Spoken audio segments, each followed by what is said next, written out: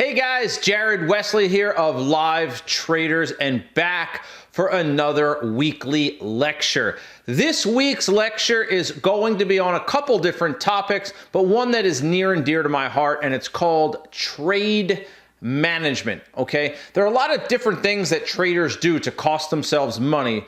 One is money management, but trade management is a very close second in terms of negative things that traders do to really destroy their career in this business. So let me spend a couple minutes to talk about that, guys. Then we're going to head over to the computer. And what I'm going to do is I'm going to go over some of the trades I took last week, good and bad. There's a couple stops in there. There's a few winners in there as well. I can't go over every trade I took because this video will be an hour and a half, even if I cut down the trades, okay? So what I want to do is I want to go over some of the trades that I took and then talk about proper management, because I did not manage every one of those trades properly. But let me go back to the original topic here of trade management. Many of you out there, and you know who you are, and you're shaking your head going, right now. Many of you out there are selling your winners too soon, and you're letting your losers go far against you, okay? I get a lot of questions about, well, how do you determine your targets? Guys, I'm simply looking for 2-to-1 on my trades. That's it. If I have one trade, okay, I like to sell a small portion at 1-to-1, about 1/4 to 1/3, and then I let the back 2/3 or 3/4 go to 2-to-1. That usually gives me about 1.75 to 1. Occasionally I'll do a little better than that and get 2-to-1, okay? But the simple thing here, guys, is understanding yourself, okay? And that's one of the things I want to talk about when we get to that. You have to realize, guys, that proper trade management is the key to your success in this business. Managing your account is first, right? Never risking too much too soon. Many of you out there have these $3,000, $4,000, $5,000 accounts, and you're taking $300, $400, $500 in risk per trade. You're risking 10% of your account per trade. You know how crazy that is? That's insane. You should never, ever be risking more than 1% of your account per trade. And I'm going to talk about that in a couple minutes when we go over to the computer here. But I need you guys to understand that trade management is a very personalized thing. It's a very stylistic thing. Not everyone is the same. Some people are patient. Some people are impatient. Some people are very nervous and jittery. Some people are very relaxed. Okay, so everybody's a little different. So I'm going to bring out a page from Professional Trading Strategies. You know, the book you see right here? I'm going to take a couple pages out of that and actually discuss them today. That's 525 pages. I might take 3 to 5 pages out of that today so you guys can see the quality of that course. The point I'm simply making is you have to factor in several things like financial constraints, time constraints, personality constraints. These are things that you have to consider when you want to manage a trade properly. See, there is no one-size-fits-all boilerplate approach to proper trade management. Why? We are all different. We all have different expectations. Some people are trading 1-minute, 2-minute, 5-minute charts. Some people are trading daily, weekly, monthly charts. But within those confounds, you have to first understand yourself. Okay, listen to what I'm saying. You can't just say, oh, well, so-and-so is very profitable and they do 15-minute pivots, so I'm going to manage on 15-minute pivots.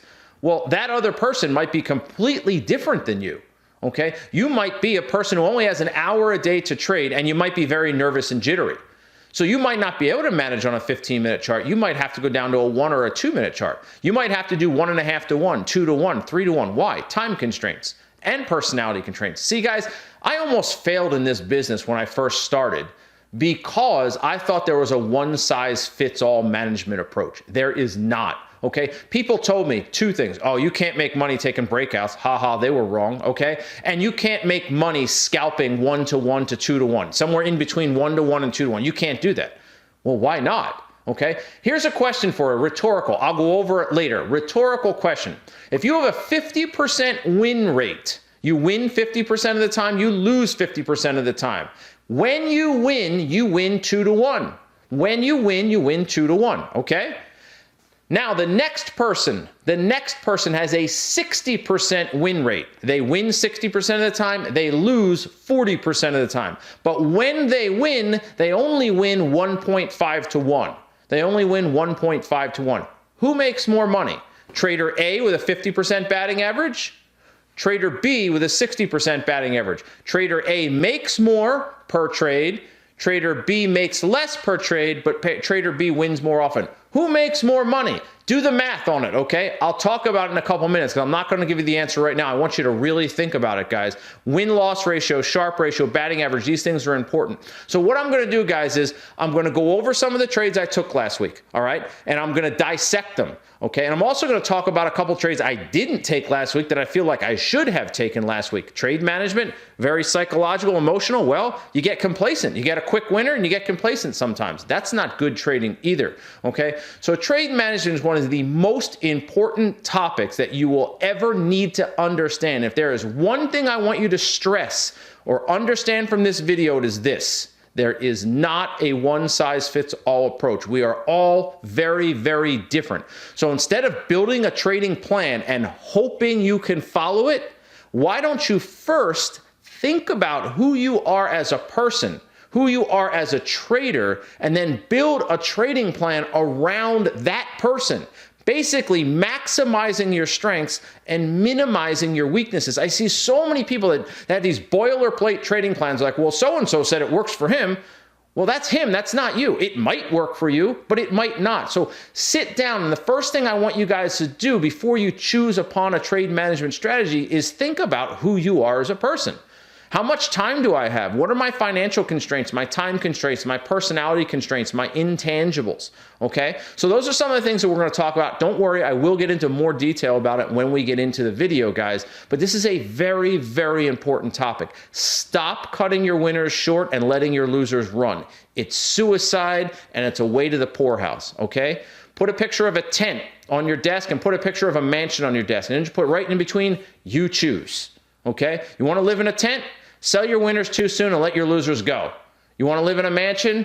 Let those winners run and cut your losers short. I'm going to show you how to do that, all right? Jared Wesley, Live Traders. Let's get to it. One more quick thing, guys. You can get a $1 30-day trial into the chat room by emailing info@livetraders.com. $1 30-day trial, email info@livetraders.com. We also have a 30-day trial on our newsletter, Swing Trading Newsletter. Comes out every Monday. 1 month for $1 trial. Check it out, all right? Let's get to it, guys.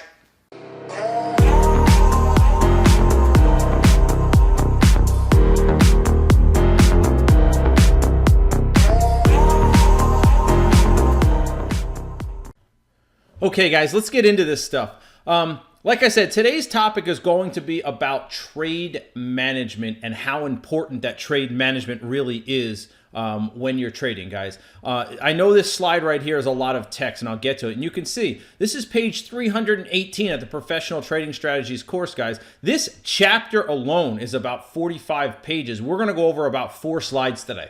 Okay, 4 slides, less than 10% of one chapter out of 13. So you're getting less than 1% of the book, but I want you guys to see some of the stuff that's in here to see not only how professional the course is, but how important this information is. So guys, as it says, I'm not going to read this whole thing here, but trade management is one of the single biggest reasons that traders struggle to succeed in this business, okay? They fail to appreciate the idea that not every trade will work. Therefore, when they get into a trade that does work, they need to make money from it, okay? But most of the time, they scalp out of it, just happy to make a small profit. The average trader, this is important, the average trader typically allows their losers to have a big impact on their P&L and their winners to have a small impact on their P&L, their profit and loss, okay? This is the crux of why so many traders fail. This is also the crux of why this business gets such a bad reputation. It gets a bad reputation. Everybody out there that's never traded goes, oh, those guys are just gambling. You know what the truth is, guys? Most traders are gamblers. The average trader is a gambler. Why?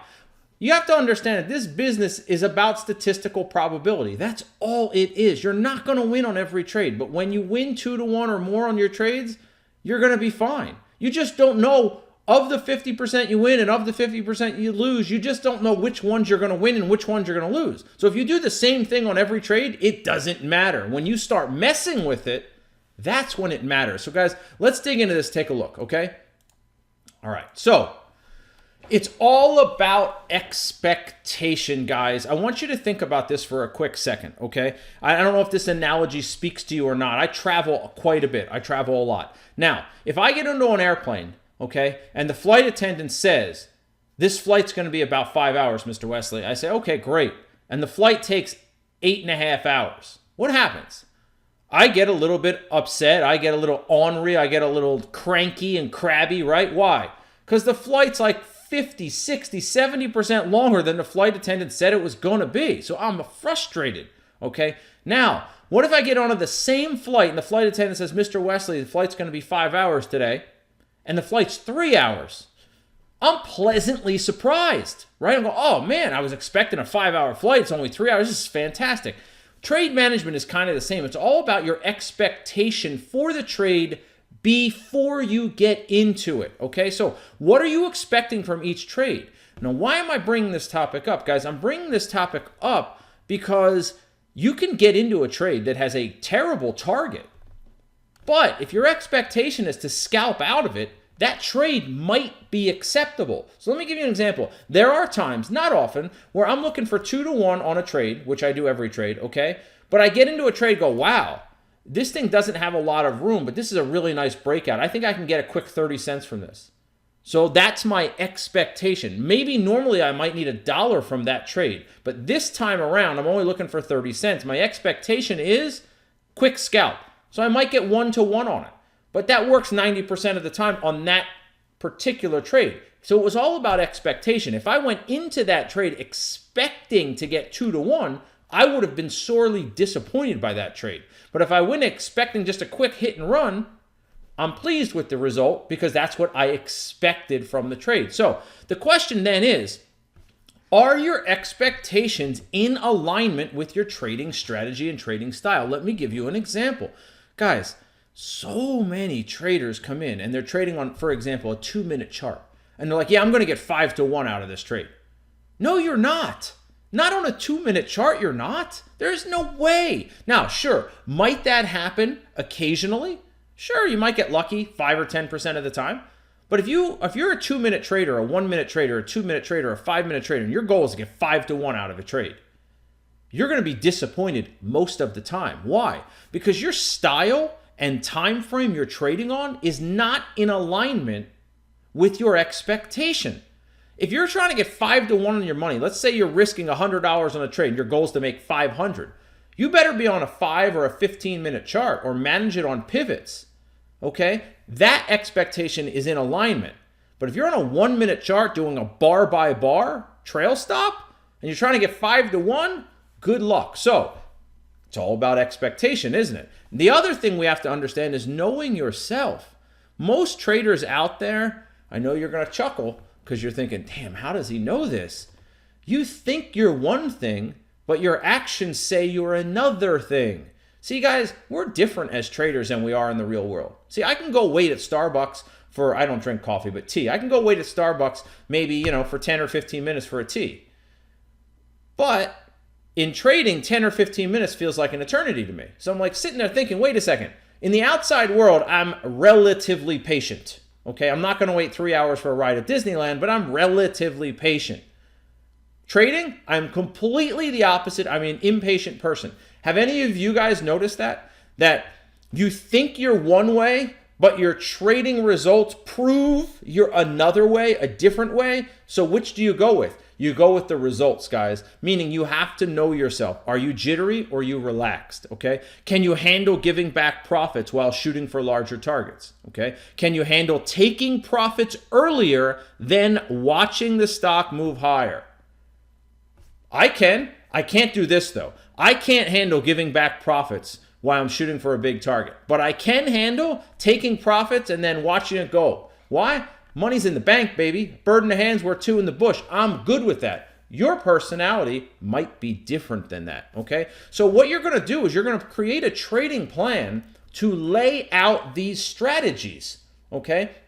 And your strategy that you lay out needs to be congruent with your personality, your expectation, your time constraints, your financial constraints, your intangibles, okay? You have to build the plan around your personality. Okay, if that makes sense. Not your personality around the plan. I see way too many traders come in and go, I'm going to shoot for 5-1. Knowing damn well they're going to get out at 1-1 or 2-1. Well, that's a bad way to trade, guys. Why? The bigger the target you shoot for, the lower your batting average goes. Okay? The smaller the target you shoot for, the higher your batting average goes. The goal is to find the balance, find the happy medium. Remember, when we first started this video, I gave you a little test. I said 50% batting average with 2-1 targets, or a 60% batting average with 1.5-1 targets. Who makes more money? What's the answer? They're the same. They're the exact same thing. One person wins more often, but they win less when they win. The other person wins less often, but they win more when they win. They both equal out and make the same amount of money. Guys, everything you're going to find in this business and in life in general, balance is the key in life. Trade management, balance is the key. Okay, everything is a give and take, guys. You cannot maximize your profits and yet completely protect against your losses. You can't do both. Okay, you can have one or the other. We can try to meet in the middle, and we do. But you can't have both extremes. You can't just protect all the time and still get huge targets. The only time that happens is when a stock goes straight up. And how often do you get into a trade and it literally just hits and just goes straight up and never looks back? Not that often, right? Not that often. You can't completely protect profits and expect to maximize gains either, right? You can't have both. So don't force a system on yourself. Figure out and learn your personality, and you will continue to learn this. See, you're going to come into this business thinking, I'm a certain way, and then you're going to start trading with real money, realize, I'm not who I thought I was in trading. Maybe in the real world, outside there in the other world, I'm a certain way. But in trading, I'm different. You take the person who's trading, okay, and then you build a plan around that person, okay? So use a system that is conducive to your personality and trading style. Use a system that is conducive to your personality and your trading style, okay? The most profitable method is not always the best method. You guys are going, what? Are you on crack, Jared? The most profitable method is always the best method. No, it's not. Let me explain. Guys, if you can't follow, remember, this is a systematic approach to making money. If you mess with the system, right? If you mess with the methodology, guess what? Throw all the stats out the window. They're garbage now. Okay, so if I tell traders, here's management A, management B, and management C. Management A makes 20 grand a month, management B makes 15 grand a month, and management C makes 10 grand a month. Every single person chooses management A. Well, how good is management A if you're not able to follow it? It's garbage. It's worthless. It's not even as good as management C because you can't follow it. I used to know a trader, a little side note story here. Okay, and she was a very good trader, still is a very good trader, but she was a monster trader with regard to targets. I mean 10-1 targets, but she didn't win very often. Okay, so imagine this. Let's say you take 100 trades and you only win 15 of those trades, but when you win 10-1. So you win 150-1 when you win, right? 10 trades, okay, or 15 trades times 10 is 150, right? You lose on 85 of them. Well, you still made 65-1. What happens, guys, on those 15 trades if you mess up 3 of them? Whoa, that's 30 R you messed up. You just took out 20% of your profits for messing up 3 of those 15 trades. You see what I'm talking about? How certain systems are more forgiving than other systems of management. So the most profitable method is not always the best method. The best method is the one you can follow all of the time. Then you slowly build upon that style, that management, and get better and better and better. Mike Tyson's Punch-Out. I'm dating myself here. For all you guys who had Nintendo in the early 90s, did you start with Mike Tyson? Nope, you started with Glass Joe. Why? You're not ready for Mike. By the time you get to Mike, you're ready for Mike. Does that make sense, that analogy?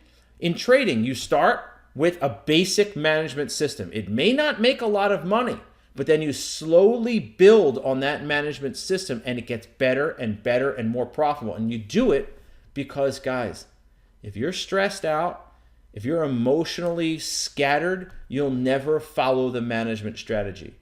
Okay?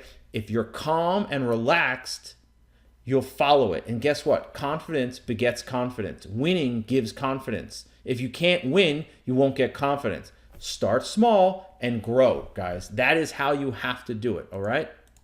So, I want you to think about this. Goal attaining versus profit protecting. And don't worry, guys, after I'm done here in about 5 or 6 minutes, I'm going to show you some of my actual trades from last week. Okay, I literally recorded myself every day last week. I'll show you some of my winners, some of my losers, and I will talk through the trade. And I will tell you, hey, I really messed up here. Hey, I really did a good job there. Okay? So the tighter you manage, the more profit you're protecting. But you also have a greater chance of being stopped out at that particular level. Why? You're not giving the stock much wiggle room. If you don't give the stock wiggle room, you're going to get shaken out of it. And then it might go higher later. But you chose that. You chose that because you managed tighter. The expectation was for a smaller gain with a higher winning percentage. So you can't be upset. Now, the looser you manage, the larger the targets you'll get, right? However, you will protect less and potentially give back profits. Why? Because when you give them more wiggle room, guess what? Sometimes the stock takes all of the wiggle room. And you're sitting there going, shit, I just gave back $1,000. But your goal was $5,000. That's an acceptable range, okay? So you have to decide which is it for you. In my opinion, I try to mitigate both. Let me explain. I try to shoot for 2-to-1 targets. They're not big targets. They're not small targets. They're kind of middle targets, okay? I feel it's a good sweet spot. But I take 1/4 to 1/3 of my position off at 1-to-1. So for example, if I have 300 shares of a trade at 1-to-1, I'll take 100 shares off. And when I get up to 2-to-1 reward to risk, I take the other 200 shares off. It should give me about 1.7-to-1 winner, give or take. Okay? That's my way of mitigating. And as long as my batting average stays above 50%, I'm going to be okay. That's my way. You might have a different way. And guys, in this textbook, 525 pages, there's at least 15 different ways I show people how to manage trades. At least 15 different ways. I'm not going to go over any of them here today, all right? But I do want to go over a couple more things with you guys because I do think it's important, all right? I think it's really, really important, all right? So let me go real quick to this slide, okay? So the $64,000 question is, what's the best way to manage? Should we go bar by bar? Should we go pivots? Should we go all or nothing? Should we use moving averages? Should we use a hybrid approach? What should we do? It depends. That's the answer. Seriously, this is not me dodging the question. It actually truly depends on who you are and how much time you have to trade and what your expectation is. So which one could you realistically follow 99% of the time? 2-minute bar by bar? 15-minute pivots? All or nothing? And here's a news flash. The one you think you might manage perfectly 99% of the time might not actually be that. You might start out and go, you know what? I know I can do 5-minute pivots. I know it. And then you take 50 or 100 trades and you look back and you go, damn, I did a really bad job managing on 5-minute pivots. Maybe I should try 5-minute bar by bar, right? So here's the advice for you guys. Don't choose a method that goes directly against your given personality. Don't choose a method that relies on a high batting average if you're not a good stock picker, okay?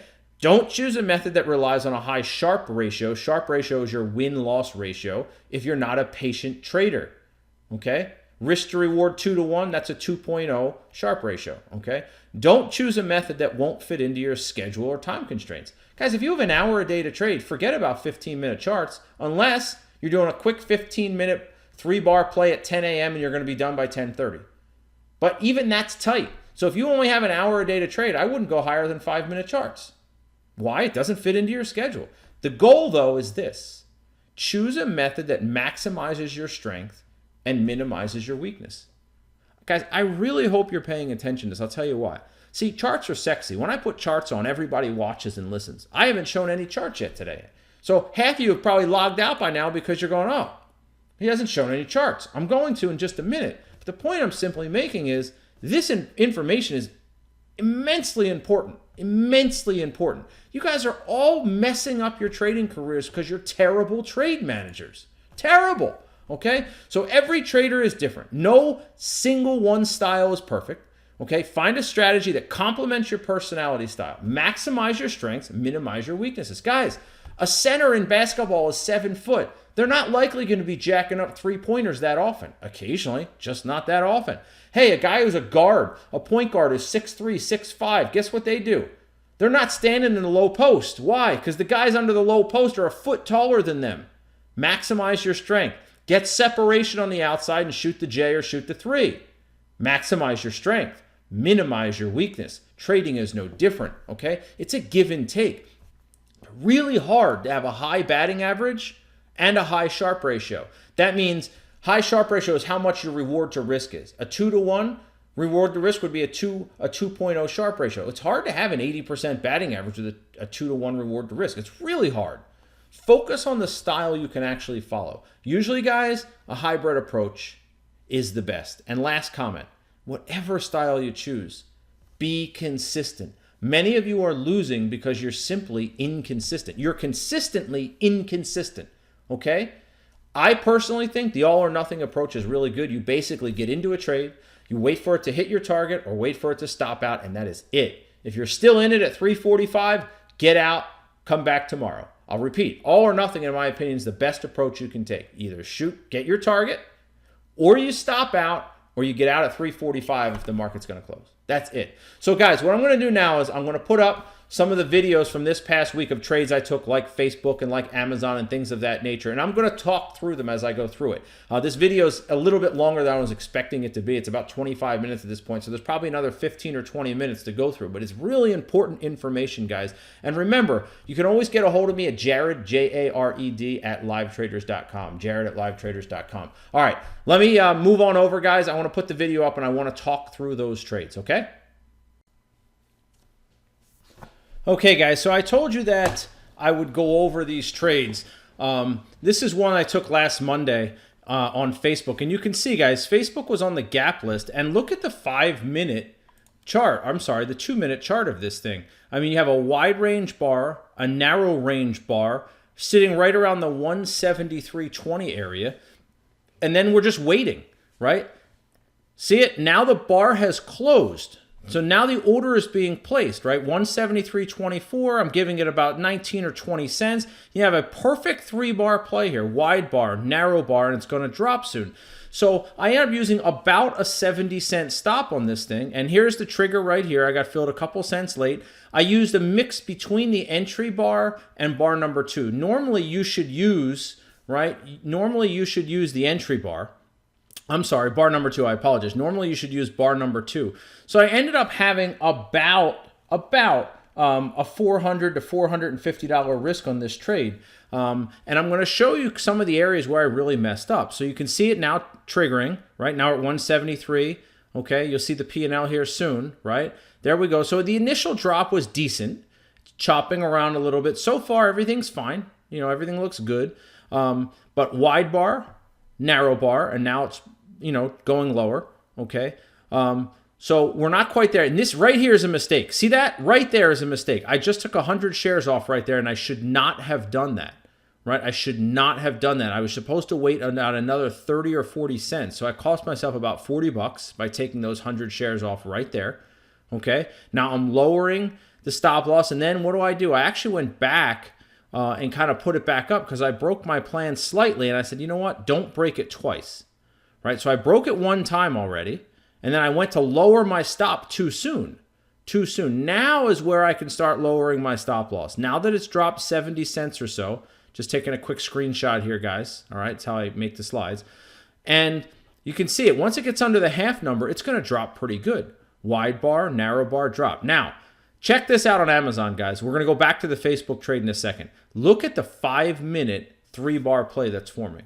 Wide bar, narrow bar, drop right at $1,755, guys, okay? With a stop loss at $1,760. $5 stop loss. I mean, this is incredible. And this is what I'm talking about. You want to know the truth? I just chickened out. I was up money on Facebook, and I thought, oh, it's Monday. Let's not press the issue. I already made a little bit on CRM. I already made a little bit on Google. Let's just take our Facebook, make $1,000 and go home. And then what? I pass up on an unbelievably nice trade on Amazon. There's honestly no excuse to pass up on this trade. It's a perfect textbook 3-bar play. Look at Google, guys. Look at Google. 1050, okay? By 1055, 1060, yeah, about 1055. Look at the Amazon 3-bar play right there, okay? Right there, Amazon 3-bar play.